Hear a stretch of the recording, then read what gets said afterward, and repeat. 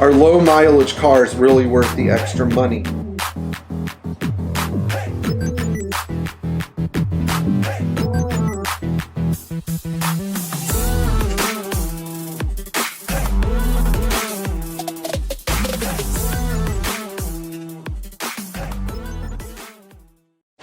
Good afternoon, everyone. I think it's afternoon.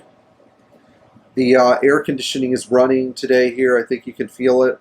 By the way, if you came out and said hi while I was in Memphis, thank you so much. Appreciate you guys a lot in America's barbecue capital. Anyway, today I'm going to address a really important question when it comes to purchasing a classic Mercedes.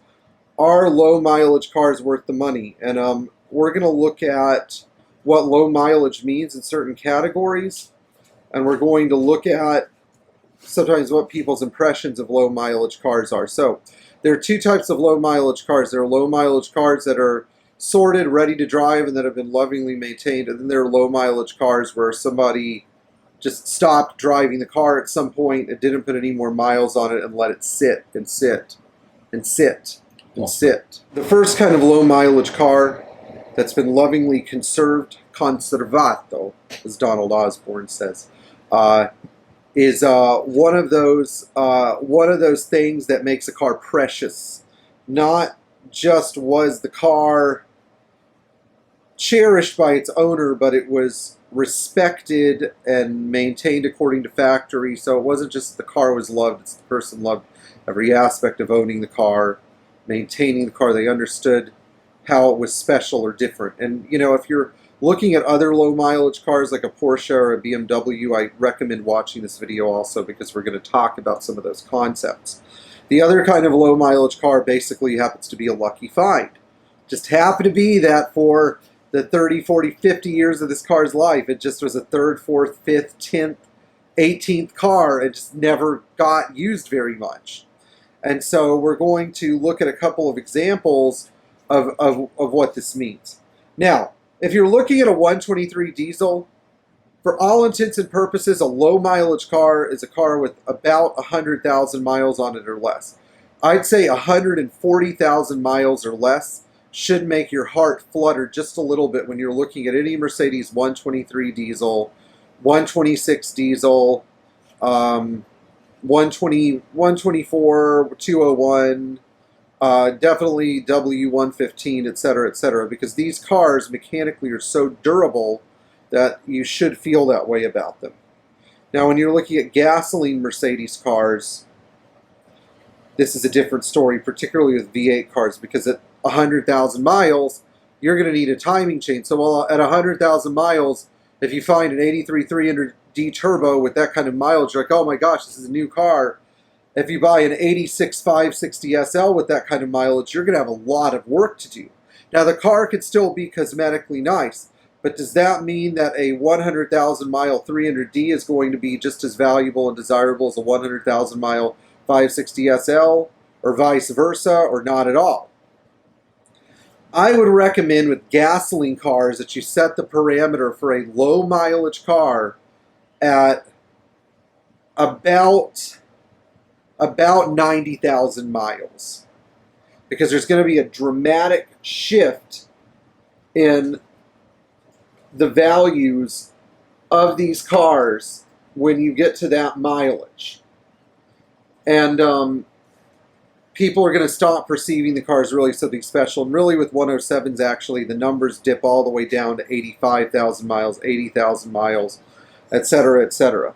The miles go up, value should go down. But when you're dealing with a car that's like a lucky find, one of my subscribers and I went to go look at a 40,000 mile 450 SL that's been parked for about a decade.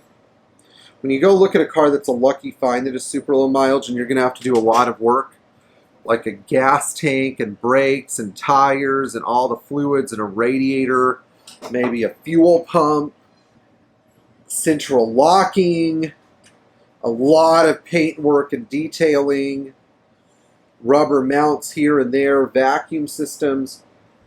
We're dealing with a different story. I don't recommend paying or overpaying for a car that sat for so long. What you really have to do with these cars is look at the value of a fully sorted low mileage car, look at your approximate sorting costs, so you need to take an inventory of everything that's wrong with the car, and then add like 30 to 50% to that number, because there's going to be more, and you need to deduct that from the asking price. Now, if you're dealing with a 190E that's been sitting for a long time, you might end up at like a negative figure. I understand that. My advice there is try to buy the car as cheap as possible. Now, cars like this do have some advantages. Their bodies, interiors, and the amount of wear and tear on their driveline is generally lower, but for you to be able to use and access that goodness, you're going to have to do a lot of work to the brakes and the fuel system and the cooling system, etc., etc. I cannot say enough things about how much goes wrong in a car that's sat for decades and decades and decades. That doesn't mean the car's not worth it either. I like cars like this because there's one good thing. It means that no idiots have screwed with them. And that's what I love. That you have a car that has been off the road for decades that no moron has been able to violate. You know, I see like when some of these low mileage cars do get put back on the road by some idiot, and they change out all the hose clamps for American clamps, and they put Gates belts in the car, and they think, oh, I'm gonna put I'm gonna replace this one seat cover, the two front seat covers, because the seats have some cracks. That's basically akin to raping the car. You're a rapist of classic automobiles. When you basically desecrate a nice low mileage car by sorting it out the wrong way. You know, strong words, yes, but it is what I think. So it is a good idea to pay up for a car that is low mileage and has been well maintained. I would say that the limit is about the 20-year mark. Even if the car has been driven over the course of those years, it really needs to be fully sorted before it goes in the marketplace. Now, sometimes the person who says that they're going to do the sorting is not qualified to do the sorting before they offer the car. In that case, it's better to just buy the car from them and sort it out the right way, instead of having to unsort all the things they tried to sort and then resort all the things that need to be sorted after that. So that's the kind of good judgment I would say when buying a classic car. Don't give a false high value to a classic Mercedes that has been sitting for decades and decades and decades just because the odometer is a low reading. End of story. I hope you guys enjoyed this video. Please like and share. Give us the thumbs up. Click on the bell for more notifications. Leave the comment below.